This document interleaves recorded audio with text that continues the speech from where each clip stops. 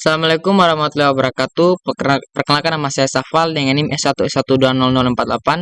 Di sini saya akan menjelaskan tugas dari mata kuliah Sistem Operasi dengan submateri algoritma penjadwalan, materi CJF atau Source Job First dan HRN atau High-Quest Ratio Next.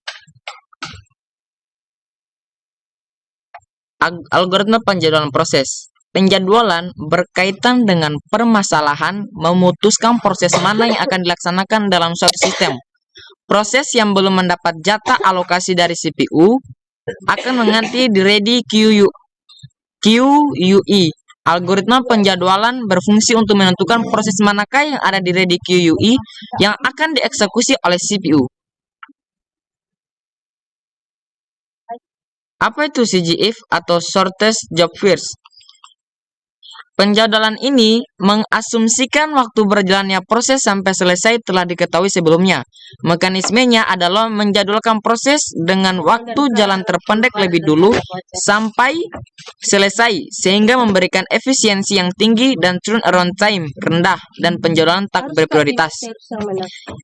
Dalam penjadwalan ini, burst time berarti asumsi berapa lama sebuah proses membutuhkan CPU di antara proses menunggunya input-output.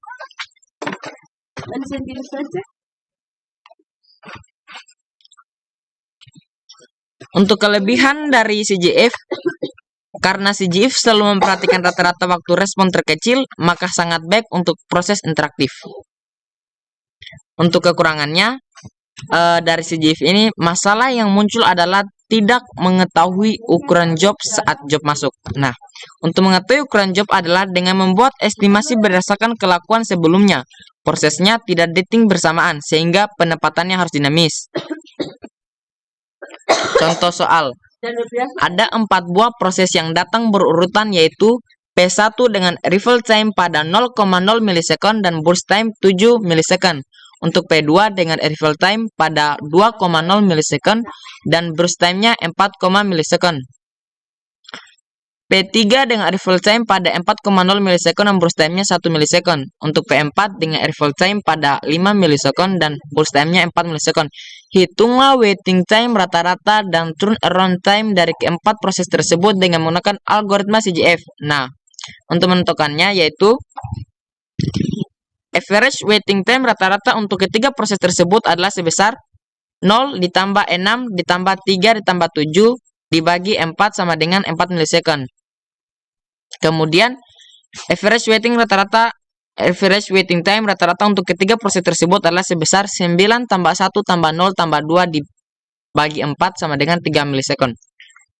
Next, bagaimana dengan HRN atau High-Quest Ratio Next? Untuk penjadwalan ini merupakan strategi penjadwalan dengan prioritas proses tidak hanya berdasarkan fungsi waktu layanan, tetapi juga jumlah waktu tunggu proses.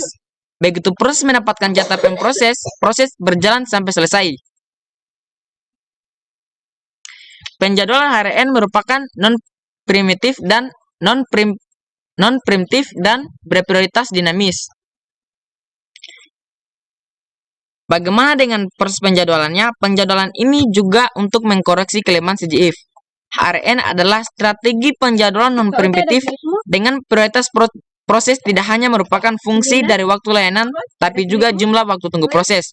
Prioritas dinamis HRN dihitung berdasarkan rumus, yaitu prioritas sama dengan waktu tunggu ditambah layanan waktu dibagi waktu layanan. Karena waktu layanan muncul sebagai pembagi, maka proses yang lebih pendek mempunyai prioritas yang lebih baik. Karena waktu tunggu sebagai pembilang, maka proses yang telah menunggu lebih lama juga mempunyai kesempatan lebih bagus untuk memperoleh layanan pemrosesan. Kenapa disebut HRN? Karena waktu tanggap adalah waktu tunggu ditambah waktu layanan. Ketentuan HRN berarti agar memperoleh waktu tanggap tertinggi yang harus dilayani. Kurang lebih seperti itu yang bisa saya sampaikan. Jika ada salah kata atau kesalahan dalam menjelaskan, kesalahan itu murni datanya dari saya. Terima kasih. Saya akhiri dengan wabillahi taufiq wal hidayah. Wassalamualaikum warahmatullahi wabarakatuh.